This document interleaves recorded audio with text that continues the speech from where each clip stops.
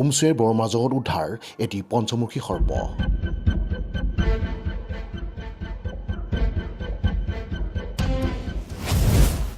এটি দুৰ্গম পাহাৰত উদ্ধাৰ হোৱা এই সৰ্পৰ ৰহস্য কি?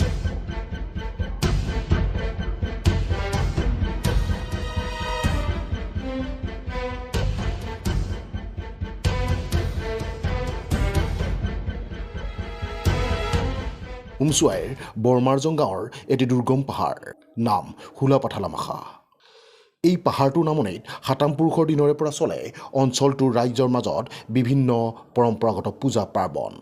কিন্তু পাহাৰৰ অটব্য অৰণ্যৰ মাজত শিলত উদ্ধাৰ হুবহু সৰ্পৰ পঞ্চমুখ।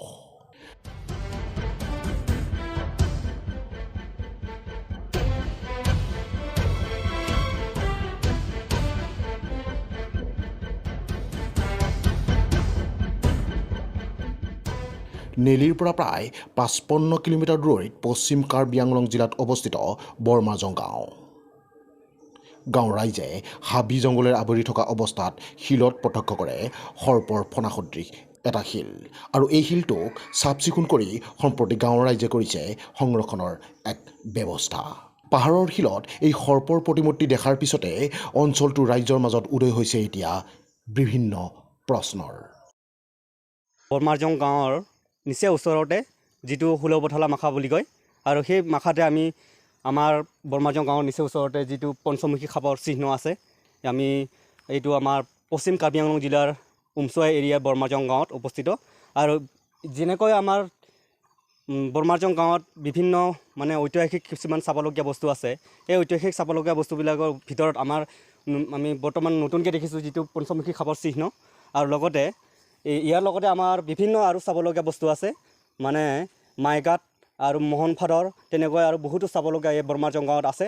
যিহেতু এই বৰমাৰজং গাঁৱত যিটো পূজা পতাল কৰা ঠাই আছে, যাক আমি হুলাপাথালামাখা বুলি কয়, এই হুলাপাথালামাখাৰ ওপৰত আমাৰ তিৱাসকলে বৰমাৰজং গাঁৱৰ ৰাইজে এই হুলাপাথালামাখাৰ নামত পূজা পাতল কৰা হয়।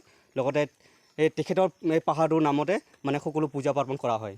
যিহেতু আমি বৰমাৰজং গাঁৱৰ ৰাইজে যিটো পঞ্চমুখী সাপৰ চিহ্ন দেখিছোঁ, হয়তো ইয়াতে পঞ্চমুখী সাপৰ কিছুমান ঐতিহাসিক কাহিনীও থাকিব পাৰে, আৰু কিছুমান ঐতিহাসিক কিছুমান পৰম্পৰাৰ লগতে আমাৰ কিছুমান পূৰ্বতে যিটো নিয়ম নীতিৰ কাহিনী সেইবিলাক থাকিব পাৰে।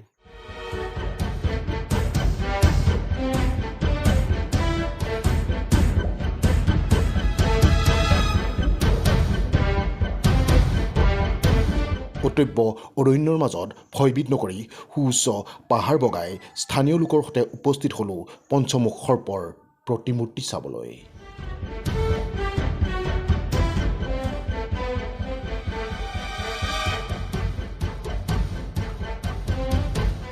পূৰ্বপুৰুষৰ দিনৰে পৰা বিভিন্ন পূজা পাৰ্বণ তথা বিভিন্ন লোক উৎসৱৰে চহকী চিৰসেউজ পৰিৱেশে আৱৰি থকা বৰমাৰজং গাঁওখন ভৰপূৰ প্ৰকৃতিৰ অপৰূপ সৌন্দৰ্যৰে।